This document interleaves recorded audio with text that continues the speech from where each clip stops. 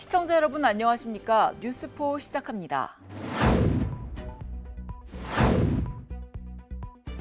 유례없는 감액 예산안이 국회를 통과하면서 지자체들의 비상이 걸린 가운데 추가 경정 예산을 준비하는 움직임이 나타나고 있습니다. 대구시가 제11회 응급의료 전진의 날 행사를 개최했습니다. 평창군이 평창특화 꿈자람 프로그램 운영 교육에 대한 업무 협약식을 가졌습니다. 충북도가 긴급 민생안정 비상경제 대책회의를 개최했습니다. 무안국제공항에서 일본과 대만을 매일 오가는 항공편이 운항을 시작하자 이용객들로 북적이고 있습니다. 유례없는 감액 예산안이 국회를 통과하면서 지자체들의 비상이 걸렸습니다.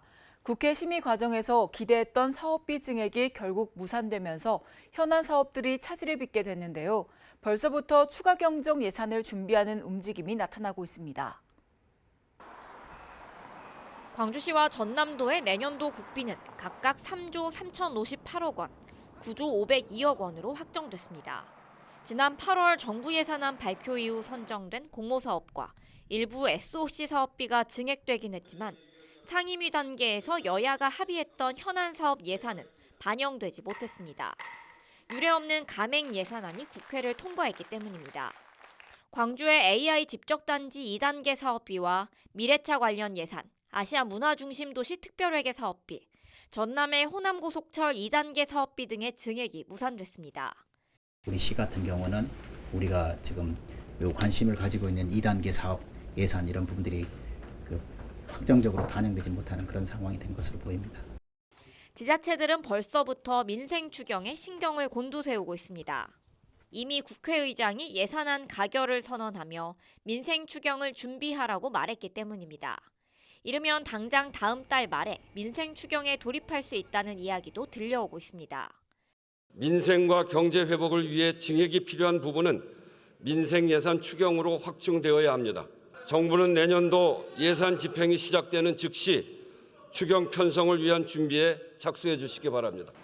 민생 추경 편성은 탄핵 정국 수습 상황에 따라 유동적일 것으로 보입니다. 민생 추경인 만큼 지자체의 현안 사업들이 충분히 반영될지도 미지수입니다. 윤석열 대통령이 약속했지만 아직까지 예타 면제가 확정되지 않은 광주 AI 집적단지 2단계 사업의 경우 총사업비 협의와 국무회의 의결도 관건입니다. 감액 예산안 국회 통과로 내년도 사업에 빨간불이 켜진 지자체들이 예산 정국이 끝나자마자 다시 국비 확보 경쟁에 나서게 됐습니다. 수도권 소식입니다. 동대문구가 새로운 휴식 공간을 제공하기 위해 용두 근린공원에 스마트 쉼터를 개장했습니다. 용두 근린공원 스마트 쉼터는 2층 구조로 안마의자와 자동 혈압 측정기, 냉난방기 등 다양한 시설을 갖추고 있으며 공원 이용객은 누구나 무료로 이용할 수 있습니다. 동절기는 오전 8시부터 오후 7시까지, 하절기는 오전 8시부터 오후 8시까지 이용 가능하고 2층 야외 공간은 24시간 상시 이용할 수 있습니다. 한편 동대문구는 답심리역과 외대 앞 등 총 10개소에 새롭게 스마트 쉼터를 설치했습니다. 스마트 쉼터는 냉난방기, 공기 정화 장치 등이 설치돼 있어 폭염과 한파에도 쾌적하게 대중교통을 이용할 수 있습니다. 또한 이용자 편의를 위해 디지털 사이니지, 공공 와이파이, 휴대폰 충전기 등이 마련돼 있습니다. 구는 스마트 쉼터 조성을 통해 주민들의 여가 환경 개선과 휴식 공간 확대에 기여할 수 있길 바란다고 전했습니다. 동대문구가 지난 10일 탄소 중립 실천 성과와 글로벌 미래 비전을 공유하는 탄소 토크 동대문 성과 공유회를 개최했습니다. 이번 행사는 동대문구의 탄소 중립 실천 성과와 글로벌 미래 비전을 주민들과 공유하고 지속 가능한 발전을 위한 새로운 도약을 다짐하기 위해 마련됐습니다. 이날 행사에서는 방송인 타일러 라쉬가 기후위기의 심각성과 일상 속 실천의 중요성을 강조하는 강연을 펼쳤고 각 부서의 공무국의 출장 성과와 탄소톡스 동대문 우수분과의 실천 사례와 구체적인 성과를 발표하고 동대문구의 새로운 비전인 좋아요 동대문 포앤시티를 선포하는 시간을 가졌습니다. 구는 이번 성과 공유회를 계기로 탄소 중립과 스마트 도시 정책을 더욱 강화하고 지속 가능한 미래 도시로 도약하기 위해 주민들의 지속적인 참여와 협력을 부탁드린다고 전했습니다. 마포구 곳곳을 구청장이 직접 점검하는 현장 구청장실이 계속됐습니다. 이번 현장 구청장실은 성사중학교와 중동초등학교, 성산중학교를 방문했는데요. 학생들의 안전을 위협하는 위험 요소와 노후 시설을 파악하고 개선책을 마련하기 위해 운영됐습니다. 지난 6일 제382에서 384회 현장구청장실이 운영돼 성사중학교와 중동초등학교, 성산중학교를 방문했습니다. 우선 성사중학교를 찾아 옥상에 위치한 양궁부 훈련장에 눈과 비를 막을 수 있는 가림막 설치를 검토했습니다. 이후 중동초등학교로 이동해 노후화된 방음벽과 관리가 부실한 화단을 살피고 개선을 지시했습니다. 마지막으로 성산중학교를 찾아 안전사고 위험이 있는 시설물과 누수가 발생한 체육관을 살피고 개선을 지시했습니다.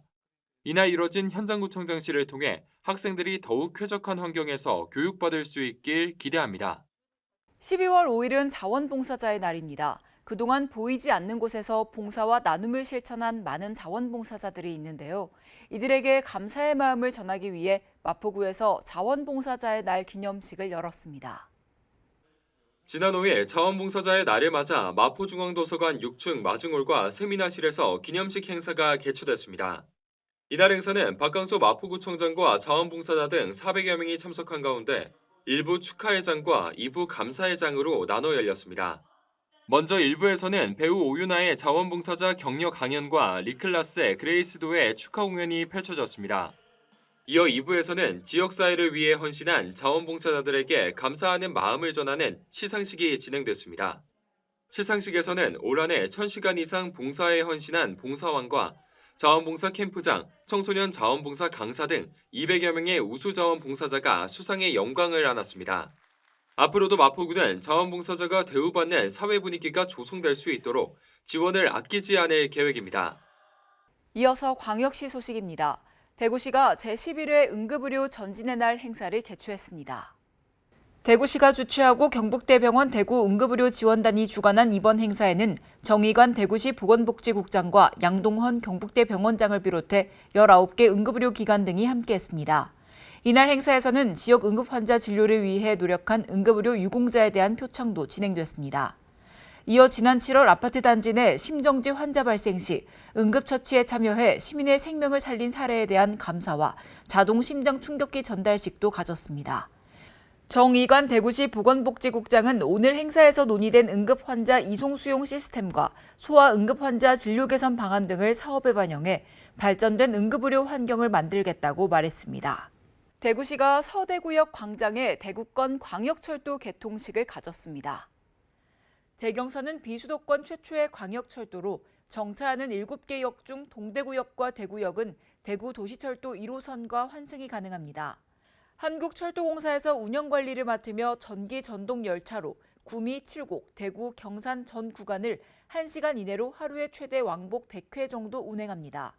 기본 요금은 대중교통 요금 수준인 1,500원이며 어르신, 장애인 등 교통약자에 대한 요금 감면과 시내버스 및 도시철도와 환승체계를 구축해 운영합니다. 대전시가 시청 대회의실에서 2024년 체육진흥협의회를 개최했습니다. 대전시는 이날 오상욱 선수를 체육진흥협의회 우수선수 수상자로 선정했습니다. 포상 조례에 따라 15년 동안 대전시에서 골프협회에 장기간 봉사활동한 김형섭 지도자를 우수지도자로 선정했고 체육진흥부문은 김동건 위원장을 회장으로 선정했습니다. 이날 참석한 박종선 의원은 선수에 대한 예우와 그들의 지도자들, 실무자들의 예우를 조성할 필요가 있다고 당부했습니다. 결핵 퇴치를 위한 크리스마스 실 성금 기탁식이 대전과 세종, 충남에서 열렸습니다. 이장우 대전시장은 시청 응접실에서 대한결핵협회 대전, 세종, 충남지부로부터 2024년도 크리스마스 실을 전달받고 기부금을 기탁했습니다. 크리스마스 실 모금으로 조성된 기금은 취약계층을 대상으로 한 결핵 검진 사업, 결핵 예방 캠페인 등 다양한 결핵 퇴치 사업에 활용될 예정입니다.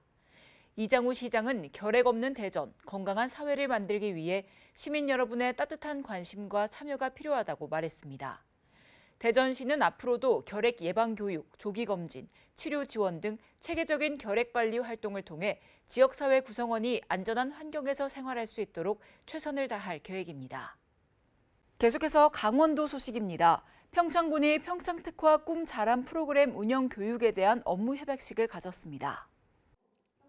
평창특화 꿈자람 프로그램은 평창읍 농촌중심지 활성화 사업비가 투입되어 2026년까지 진행되며 초등학교는 방과후 서울대 교수가 진행하는 온라인 학습과 학교 늘봄 교육 방식으로 진행되고 중고등학교는 진로 탐색, 설계 등 온 오프라인 방식으로 진행될 예정입니다.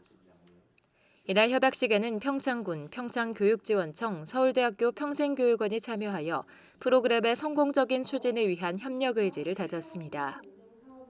또한 서울대 평생교육원 관계자가 평창 관내 초중고 교장, 교감을 대상으로 사업 설명 및 프로그램 세부 커리큘럼을 설명하며 교육의 효과와 기대되는 성과에 대해 논의하는 시간을 가졌습니다. 평창교육지원청은 내년부터 해당 프로그램을 학사 일정에 반영하고 프로그램 이수 학생의 생활기록부에 관련 내용을 기재할 방침입니다.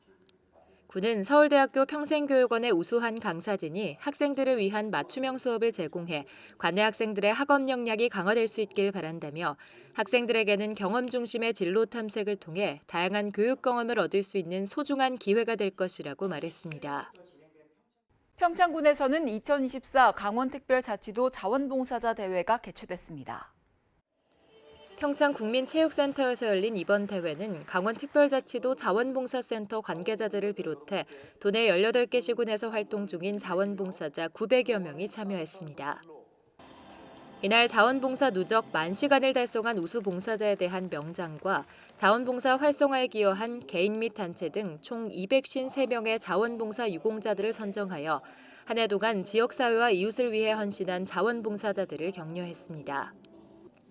강원특별자치도는 평창은 2번의 올림픽을 자원봉사자와 함께 성공적으로 치러낸 의미 있는 곳이라며 곳곳에서 강원도를 위해 열심히 일해주시는 자원봉사자들의 노고를 잊지 않겠다고 밝혔습니다. 계속해서 충청도 소식입니다. 충북도가 긴급 민생안정 비상경제대책회의를 개최했습니다. 회의는 경제 관련 유관기관과 단체가 참석해 탄핵 상황이 지역 경제에 미치는 영향에 대해 예측하고 대응 방안을 논의해 지역 경제의 안전성을 확보하기 위해 개최됐습니다. 특히 제조업 분야에서 생산 차질과 투자 및 소비 위축에 대한 우려사항을 공유했습니다. 중소기업 및 소상공인 지원 방안을 논의했고 고용 창출과 사회 안전망 강화를 위한 공공 프로젝트 강화와 적극적인 고용 창출로 경제 불안 해소에 기여하기로 했습니다. 이외에도 추가 경제 지원 대책과 정책적 보완 방안을 마련해 지역 경제 회복을 지원할 계획입니다. 충북도가 2024년 지역주도형 청년 일자리 사업 우수 지자체로 선정돼 행정안전부 장관 기관 표창을 수상했습니다. 이번 표창은 지역주도형 청년 일자리 사업을 추진하는 전국 17개 광역지방자치단체 중 2개의 지자체 충청북도와 전라남도가 우수 지자체로 선정됐습니다. 충북도는 특히 사업 성과와 소통 실적, 중도 탈락률, 대체 채용 소요기간 등 3개 항목에서 성과를 인정받았습니다. 도는 핵심 인재 지역 활력 지원 사업과 바이오 인재 취업 연계 사업 등을 추진해 도내 정착을 지원한 바 있습니다. 성남대에서 충북형 도시농부대회를 개최했습니다. 이번 행사는 도시농부 2만 명 모집 기념으로 진행됐습니다. 사업 홍보 및 활성화에 기여한 5개 시군 시상과 도시농부 공로자에게 표창을 수여했습니다. 또한 올해 충북형 도시농부의 주요 성과와 추진 과정을 담은 영상 공유 시간과 간담회를 가졌습니다. 충북형 도시농부는 전국 최초 도농상생형 일자리 정책으로 영농철 농촌 일손 부족 문제 해결, 농번기 농작업 인건비 폭등 방지 및 안정화, 긴급 농업재해 복구, 관해자 참여로 도내 소비 활성화, 귀농 귀촌 예정자 실습 제공 등 농가와 도시농부의 큰 호응을 얻고 있습니다. 보령시가 수요응답형 공공형 버스 불러보령 정식 운행을 시작했습니다. 보령시 미산면 행정복지센터에서 수요응답형 공공형 버스 불러보령의 개통식을 갖고 정식 운행에 들어갔습니다. 불러보령은 교통소외 지역인 미산면의 이동권 보장을 목적으로 추진돼 오전 8시부터 오후 5시 30분 사이 전화나 애플리케이션 서클을 통해 무료로 호출할 수 있습니다. 계속해서 경상도 소식입니다. 경상북도 구미시에 2조 원 규모의 인공지능 데이터 센터와 수소 연료전지 발전소가 들어섭니다.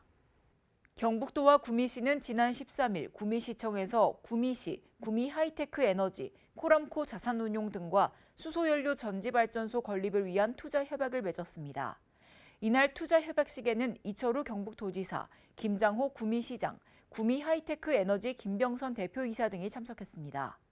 이번 협약으로 2028년까지 구미시 산동읍 해평면 구미하이테크밸리 국가산업단지에 AI 데이터 센터와 수소연료 전지발전소가 건설될 예정입니다. 경상북도가 2025년 에이펙 정상회의 분야별 세부 추진 상황 점검에 나서며 성공적인 에이펙 개최를 위해 세부 사항을 점검하고 있습니다. 경상북도가 경주에서 개최된 의료지원 관계부처 회의를 시작으로 2025년 에이펙 정상회의 분야별 세부 추진 상황 점검에 나섰습니다. 도지사 주재 간부회의를 통해 기본 추진 계획을 발표한 경상북도는 이날 보건복지부, 외교부 준비기획단 등 중앙정부와 함께 분야별 세부계획 점검을 시작했습니다. 보건복지부, 중앙응급의료센터, 에이펙 기획단, 경북도 공공의료과 등 30여 명이 회의에 참석했습니다. 경상북도는 이번 의료 분야 세부계획 수립과 같이 중앙정부와의 긴밀한 협조를 바탕으로 지방 중심의 세부 실행 계획을 수립해 행사를 준비하고 있습니다. 김상철 경상북도 에이펙 준비지원단장은 더욱 세밀한 현장 준비를 통해 국민의 기대에 버금가는 행사를 만들겠다고 말했습니다. 광주 전남 소식 전해드립니다. 무안국제공항에서 일본과 대만을 매일 오가는 항공편이 운항을 시작했습니다. 매일 운항하는 비행편이 생기자 썰렁하던 무안공항도 활기를 띠고 있습니다. 무안국제공항 탑승 수속장에 긴 줄이 섰습니다. 무안공항에서 일본으로 가려는 여행객들입니다. 여행객들은 거리가 먼 인천국제공항으로 가지 않아도 된다며 크게 반겼습니다.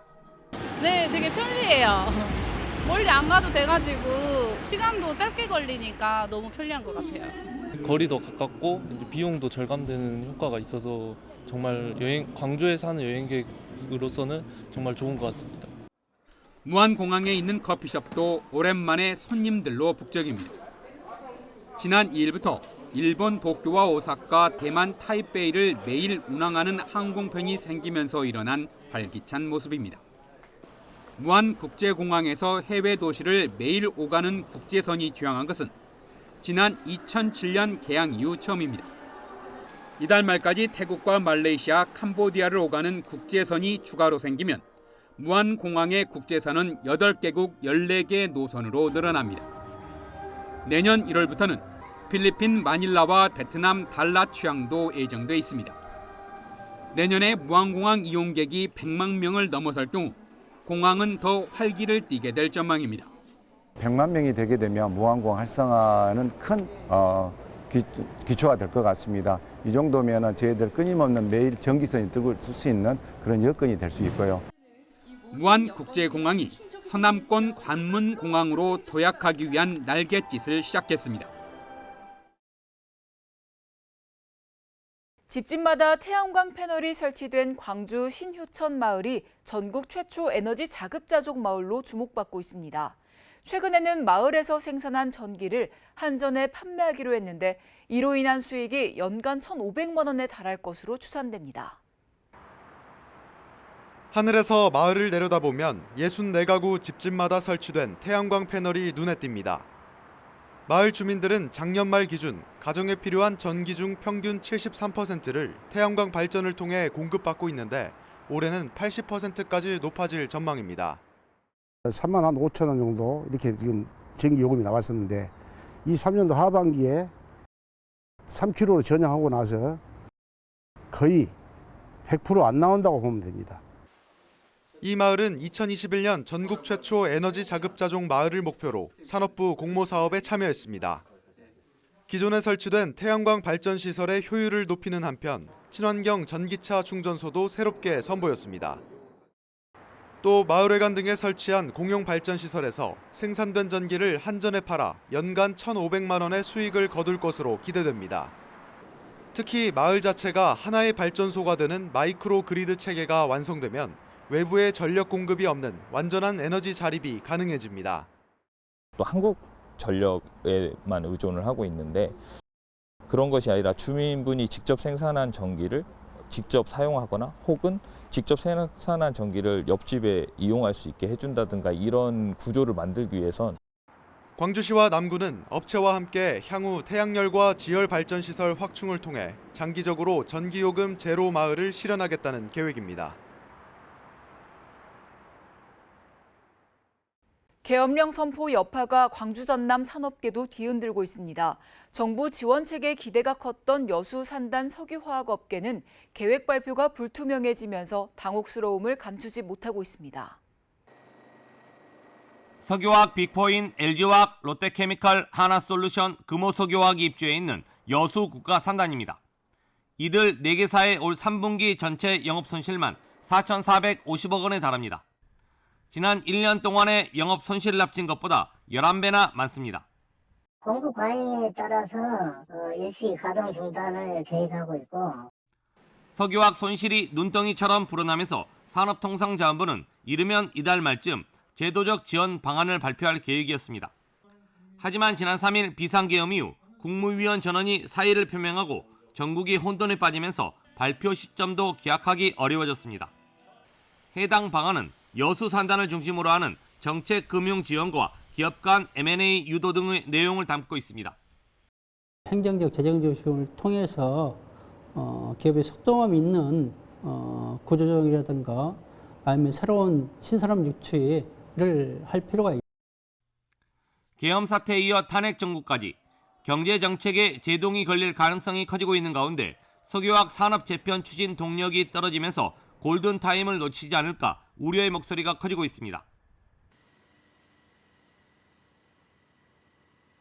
특별자치도 소식입니다. 오영훈 제주특별자치도지사가 제주가 그리는 지속가능한 삶과 배움을 주제로 특별 강연을 진행했습니다.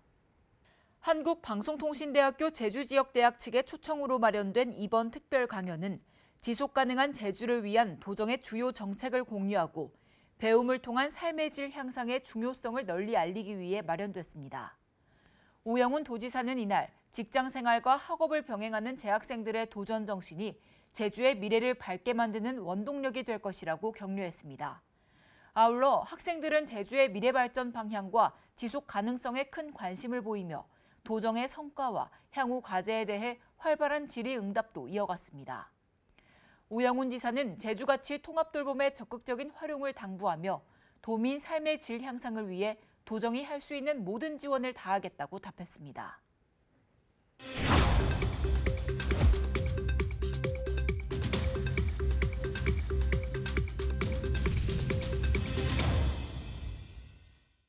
한 주간의 행사 소식을 전해드리는 클릭 행사톡톡 시간입니다. 서울의 대표적인 빛축제인 서울라이트 광화문이 강화문에서 개최됩니다. 서울라이트 강화문 미디어 아트 프로젝트 루미너스 엑시스는 광화문의 역사적 맥락을 기반으로 서울의 현재와 미래 비전을 예술적으로 담아냈는데요. 미디어 아트가 창조하는 빛과 소리의 울림을 전달하고 관객 참여를 통해 공감각적 체험 기회를 제공합니다. 강화문 광장 전체를 아름다운 빛의 무대로 탈바꿈시키는 초현실적인 빛의 오케스트라는 관객들에게 잊지 못할 경험을 선사할 예정이며 2025년 1월 5일까지 계속되니까요. 아름다운 강화문 광장의 빛의 향연을 느껴보시기 바랍니다. 겨울철 대표적인 호흡기 바이러스 질환인 인플루엔자 의심 환자가 최근 5주 연속 증가하면서 점차 규모가 커지는 양상입니다. 아직 인플루엔자 유행 기준에는 미치지 못했으나 이 추세라면 연말에는 유행주의보가 발령될 수 있다고 방역당국이 전망했는데요. 질병청은 인플루엔자의 경우 예방할 수 있는 백신이 개발돼 있으므로 고위험군은 접종을 서두르고 손 씻기 등 개인 위생 수칙도 준수해달라고 당부했습니다. 현재 정부는 생후 6개월에서 13세 어린이와 임신부, 65세 이상 어르신을 대상으로 독감 백신 접종을 무료로 지원하고 있으니까요. 참고하시기 바랍니다. 뉴스 마칩니다. 시청해주신 여러분 고맙습니다.